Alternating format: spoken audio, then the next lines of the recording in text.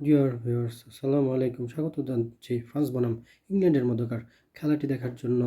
দেখুন, ৮১ মিনিটের মাথায় কিলিয়ান এমবাপ্পে তার একটি দুর্দান্ত প্রচেষ্টা, লক্ষ্যভ্রষ্ট একটি শট ছিল। তারপরে ৮৭ মিনিটের মাথায় দেখুন কিলিয়ান এমবাপ্পে দুর্দান্তভাবে গোলটি দিয়ে দিল। অসাধারণ, অসাধারণ! দেখুন, সুন্দর একটি পাস। গ্রিজম্যান এক্ষেত্রে পাসটি দিয়েছিল অসাধারণভাবে এবং অনায়াসে আলতো করে পায়ের ছোঁয়া দিয়ে দিলেন।